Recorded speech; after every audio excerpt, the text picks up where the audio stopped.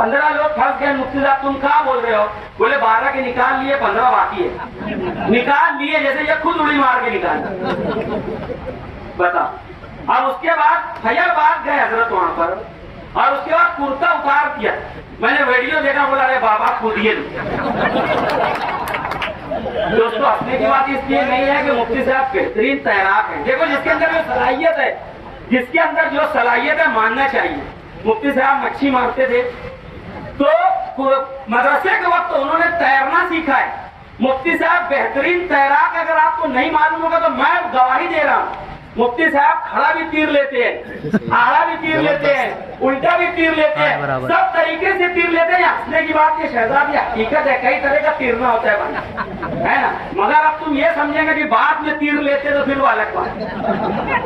तो मैं बोला यार आप कूदिए नहीं, कूदिए लेके अपनी पीठ पे बैठाइए लड़ी तरफ लेके। और यकीन जानो अगर मैं एमएलए होता, कसम खुदा की, अगर मुझे मुफ्ती साहब जैसी सलाहियत तीरने की अल्लाह ताला ने नवाजा होता तो मैं एक दिन पहले ही असरबाद कूद जाता, एक दिन पहले ही असरबाद कूद जाता और सबको बचाने की कोशिश करता, चाहे उसमें नाकाम हो जाता।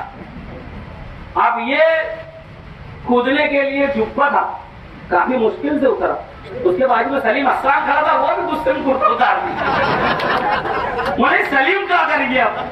मुफ्ती साहब चाहिए तो अब सलीम उनके बचाए कूदिए।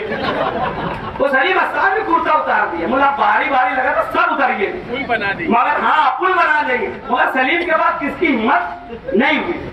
अब उसके बाद बोल रहे कि यार हेलीकॉप्टर मैं मंगवाए। अब मेरा एक सवाल है, मेरे बड़े भाई सब बैठे हुए मेरे मसले के लोग हैं, मेरा आप लोगों से एक सवाल, मैं एमएलए हूँ, मुझे मालूम है मैं हेलीकॉप्टर मंगवा चुका हूँ, तो वहां जाके मैं कुर्ता उतारूंगा। मैं बोलूंगा यार तुम लोग टेंशन मत लो, खा लिए ना। उन लोग बोले हाँ चाय पराठा भेजो, हेलीकॉप्टर आ रहा है। सही है कि नहीं? सीधी सीधी बात। नाश्ता करो और साले मच्छी मारे गए रंजन लोग अराउंड दो है ना, कोई खतरा तो नहीं है। तो पवार बोलता कोई खतरा नहीं है सर, मतलब ठीक है हेलीकॉप्टर आ रहा है। वहाँ उन्होंने हेलीकॉप्टर का लफ्ज बोला ही नहीं सर। वो बनाएंगे 353 में, तो कल बोला असलम भाई को कि उनके ऊपर 353 क्या रहता हो, वो बनाएंगे उनके ऊपर। सरकारी काम में अड़थड़ा, हाँ सरकारी काम में अड़थड़ा। बोले यार हमारी नक्की बह रही थी, उस पर तुम अड़थड़ा बने। वो केस बनेगा उनको 15। तो अगर उन्होंने हेलीकॉप्टर मंगवाया होता दोस्तों, सच्ची बात, झूठ नहीं बोलना चाहिए। इतना नाजुक जज्बाती मामला है, किसी की जान दांव पे लगी है, झूठ नहीं बोलना चाहिए। बाद में बोले हेलीकॉप्टर मैंने मंगवाया। अगर आपने हेलीकॉप्टर मंगवाया था तो कुर्ता क्यों उतारे? सवाल नंबर 1 है ना। अगर कुर्ता उतारे इसका मतलब तुमको बिल्कुल खबर नहीं थी कि कोई हेलीकॉप्टर की बात है। जब तुम कुर्ता उतारे है ना, इसका मतलब तुम झूठ बोल रहे थे, तुमको मालूम भी नहीं थी हेलीकॉप्टर आने वाला है। आप वो वीडियो देख लो जिसमें वो कुर्ता उतारे, हेलीकॉप्टर का लफ्ज भी नहीं है उसमें। अगर ऐसा रहता तो सुबह तुम भैया बात कहते तो बोलते ना कि हेलीकॉप्टर आ रहा है, मगर मुझे भी गर्म लगा था तो मैं कुर्ता उतार दिया। अच्छा उनको मालूम था कि पवार खड़ा है, फायर ब्रिगेड का है, वो मेरे को कूदने ही नहीं देगा। जैसे जब पकड़ने वाले 4 रहते शहजाद, तो आदमी उड़ो के लड़ाई करने का बोलता, बोले छोड़ दे बिल्कुल, आज ये रहिए या तो मैं रहिए। अब ऐसे ही सब दोनों तरह से चारों छोड़ देते, वो दोनों बोलते और क्या हाल चाल है। ऐसी बात है। पहला झूठ, हाँ मेरा रफीक भैया दूसरी गली में रही तो काट दी। हाँ रफीक कटे, रफीक भैया ना वो गया था इंटर में, अब अंधेरा था, बाजू वालों को धक्का लगा, बोले था बाहर निकल। आप जब बाहर आया तो वो उससे भी लंबा, बोला और चाहिए भी ना। तो ये ऐसा मामला है। तो ये मामला जो है कि आप झूठ क्यों बोल रहे हैं इस मामले। आसिफ भाई ने बोला देखो बात सच्ची ये है कि हेलीकॉप्टर तो इंतजामिया का काम चल रहा था मुसलसल के, कैसे इनको बचाना। यहाँ से लेकर मंत्रालय तक तो रिपोर्टिंग हो गई थी। हेलीकॉप्टर आता या जंगी तैयारा आता, जो भी आता वो तो होता, उसमें अर्थड़ा आ रहा था। आसिफ साहब ने फोन किया कि भैया तुम लोग का कोई प्रॉब्लम है क्या, टेक्निकल कोई तकनीकी प्रॉब्लम है क्या हेलीकॉप्टर में, पैसे वगैरह का तय नहीं हो रहा है कलेक्टर, मैं पैसा दे दूंगा तुम लोग हेलीकॉप्टर भेजो और वो लोग बच्चों को दिखाए। ये होती है बात। और सच्ची, और फिर उस वक्त कलेक्टर को समझ में आया कि आप अपन डेयरिंग करो, खुदा न खास्ता अपने ऊपर कोई महसूल का मामला आया तो आसिफ भाई बोले, और एक ऐसा आदमी बोला है जो पैसा दे सकता।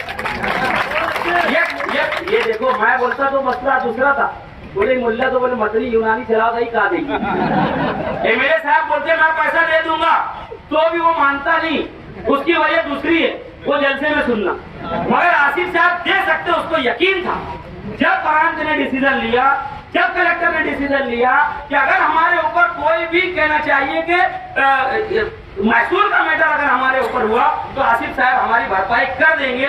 उन्होंने डेयरिंग किया और उसका नतीजा ये निकला कि हेलीकॉप्टर आया।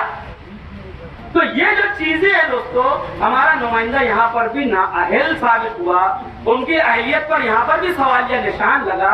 जबकि होना ही चाहिए। आसिफ साहब ने बोला ना कि अगर मैं एमएलए होता तो मैं कपड़ा नहीं उतारता, मैं पूरे अधिकारियों का कपड़ा उतरवा देता एक दिन पहले और उनको रात भी गुजारने देता वहां पर। मालेगांव में नहीं थे आसिफ साहब, मैं आपको बता दूं, आसिफ साहब बॉम्बे में थे। आसिफ साहब 2 दिन बॉम्बे में थे। अगर मालेगांव में भी आसिफ साहब होते ना तो उन लोगों को इस तरीके से 18-20 घंटा गुजारना नहीं पड़ता वहां पर। कुछ ना कुछ तो आसिफ साहब जब वहां जाते तो करते। लीडर का बॉडी लैंग्वेज होना चाहिए, काम करने की बॉडी लैंग्वेज होना चाहिए। सुबह 9 बजे जाके हजरत बोल रहे हैं कि उनको खाना होना तो भेजो, वो लोग भूखे हैं, तो रतिये से काहे नहीं बोलो। आज उन लोग के 14 घंटा हो गए अंदर, तुम जब खाने का नहीं बोला वहीं पे कपड़ा उतार के खाना भेज रहे हो, तो खाना ही लेके टायर पे बैठ के चले जाते ट्यूब के। वो बेचारा बुढ़े को तकलीफ नहीं होती। तो दोस्तों पूरी तरीके से हमारे हजरत मुफ्ती मोहम्मद इस्माइल कासमी साहब सियासी मैदान में नाकाम साबित हुए हैं। उन्हें मजीद 5 साल देना यानी हमारे शहर को और 10 साल पीछे करना है। बहुत सारे काम वो होना चाहिए, कंसेप्ट होना चाहिए दिमाग में। आसिफ साहब 5 साल रहे, उर्दू घर दिया। 5 साल रहे, बलावर ब्रिज दिया।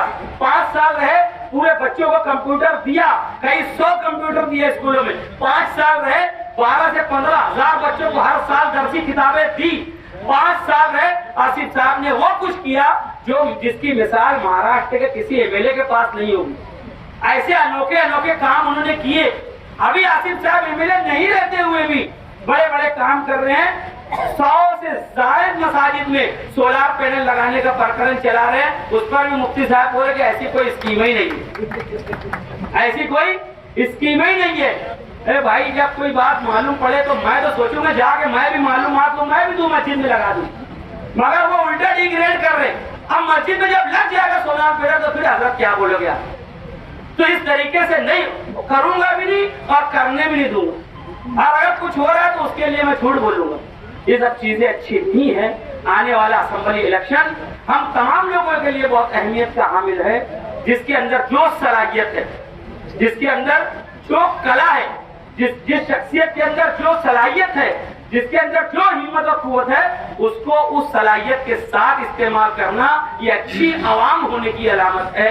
और हमें अच्छी आवाम बनना है, हमें अच्छी आवाम। आप लोगों से गुजारिश करता हूं कि अपने शहर के लिए, हमारी आने वाली नस्लों के लिए, हमारी आने वाले नस्लों के मुस्तकबिल के लिए मौजूदा जो असेंबली इलेक्शन होने जा रहा है, हालिया अक्टूबर में होने जा रहा है, इसमें आसिफ साहब को कसीर तादादों से वोटों से आप नवाजिए, उनके चुन कर लाइए। आसिफ साहब के जहन में बहुत बड़ा शहर के लिए प्रोग्राम है, बहुत बड़ा प्रोग्राम है, बहुत ज्यादा आसिफ साहब के पास प्लान है और उसके तहत आसिफ साहब मुसलसल इंशाअल्लाह काम करेंगे। और 5 साल के अंदर आप लोग देखोगे कि हमारे शहर को कोई और नुमाया चीजें मिली हैं, हमारे शहर में और ज्यादा काम हुआ है।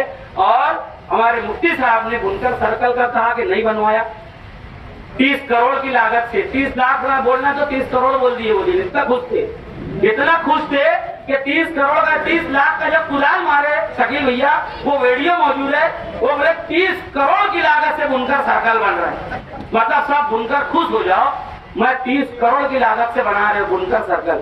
वो कुछ बना होना नहीं और ना बनेगा, है ना। अभी बोल रहे 5 करोड़ रुपया का, बोले 5.25 करोड़ का मैं बना रहा, क्या गार्डन बना रहा। तो एक मेरा भाई है कि उसने वीडियो बनाया कि मुफ्ती साहब इतनी दूर गार्डन बना कर क्या फायदा। वहां पर तो कब्रिस्तान की जरूरत रही, वहां पे कब्रिस्तान की जरूरत है, जहां पर वहां तुम गार्डन बना रहे हो। जिसको भूख लगी है उसको फूलों का गुलदस्ता देकर क्या फायदा दोस्तों। जिसके लिए 2 गज जमीन नहीं है दफन होने के लिए, तो उसे फूलों का गुलदस्ता दोगे तो उसकी और ज्यादा दिल आजारी होगी। शहर खंडर बन चुका है, आप गार्डन बना रहे हो, ये तो हमारे शहर का और ज्यादा मजाक है। आप सेंट्रल के एमएलए हो और आउटर में जाकर गार्डन बना रहे हो, ये और बड़े मजाक की बात है। मैं बोलता हूँ कि क्या किया जाए और कैसे इनको समझाया जाए और कैसे कहना चाहिए कि छुटकारा लिया जाए, ये बात हम तमाम लोगों के सोचने की। आउटर के नहीं है आप सेंट्रल के हो। आपने 100 करोड़ का फंड का बोर्ड लगाया था अब्दुल्ला के साथ पूरे गांव में, बोले क्या लगा 50,000 नहीं सही, कितना है बोले बोर्ड का, बोले 1500 लगा दे, बोले समझ ले बात। 100 करोड़ का बोर्ड लगा था, उसमें कोई काम नहीं हुआ अभी तक और ना कोई काम होगा। पिछले असेंबली इलेक्शन से पहले 40 काम की कुदाल मारे थे, 4 काम भी नहीं हुआ।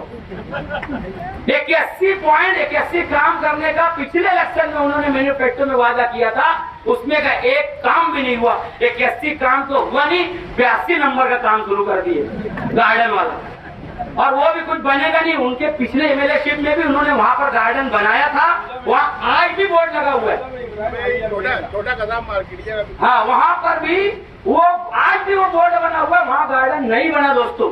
15 लाख रुपए का उसका बजट था, आप जाके देख लो, बोर्ड अभी भी लगा हुआ है। आप बोले 5.25 करोड़ का मैं बजट बनाऊंगा, छोटे की मार्केट है, वहाँ पे कुदाल लगा दे, वो कुदाल का निशान इतना बड़ा आज भी वहाँ पे। तो दोस्तों ये शहर है और ये शहर के हालात है और ये हमारे एमएलए साहब की अहलियत। आप तमाम लोगों को सोचने का मकाम, आप तमाम लोगों को गौर करने का मकाम है। ये सब जो चीजें है ना कि आपको आके लोग भड़काएंगे, बिरादरीवाद का वास्ता देंगे, ये सब चीजों से कुछ होने वाला नहीं है। हम एक अल्लाह और एक रसूल के मानने वाले हैं, हम एक कुरान के मानने वाले हैं। हमारे रसूल ने ऐसी कोई तालीम नहीं दी है, इसलिए हम ऐसी किसी बात को कबूल नहीं करते। मैंने कभी ऐसी किसी बात को कबूल नहीं किया, आप भी कबूल मत कीजिए। अल्लाह और उसके रसूल को मानने वाले हम तमाम लोग हैं। अगर हमें कोई खानों में बांटेगा तो कुरान कह रहा है कि तुम्हारे अंदर बिरादरियां, तुम्हारे अंदर कहना कि हसाब और नसब हमने सिर्फ तारुफ के लिए बनाए हैं। इन अकरमकुम इंदल्लाहि अत्काकुम, तुम्हारे अंदर जो हमने बनाया है, या अय्युहन नास इन्ना खलकनाकुम मिन ज़करिन व उन्सा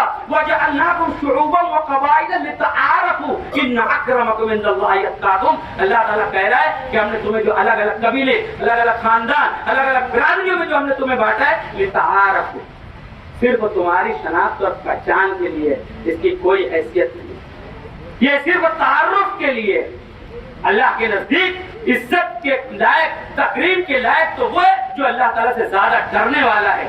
इस बारे में हम अल्लाह से ज्यादा डरने वाले बने, ऐसे किसी भी बात को कबूल ना करें। अगर हमें कोई फिरका वारियत में बांटना चाहता है, बिरादरीवाद में बांटना चाहता है, ये गैर शरई बात होगी, ये गैर शरई अमल होगा। इसलिए मैं चाहूंगा एक अल्लाह, एक रसूल, एक कुरान के मानने वाले हम लोग हैं। हम ये तमाम चीजों से ऊपर उठ के अपनी आने वाली नस्लों के लिए, अपने शहर के मुस्तकबिल के लिए, हमारे कहने के तामीरी और तरक्की मंसूबों को मुकम्मल करने के लिए आसिफ साहब को एक मरतबा मौका दें। मुझे उम्मीद है कि मेरे तमाम बड़े भाई यहाँ पर मौजूद हैं, मेरे छोटे भाई मौजूद है, मेरे बुजुर्ग मौजूद है, जिनके दरमियान मैंने आंख खोली वो लोग मौजूद हैं। मेरी बात के ऊपर आप लोग कान रखेंगे, मुझे आपसे बहुत उम्मीद है। अल्लाह हाफिज, अस्सलाम।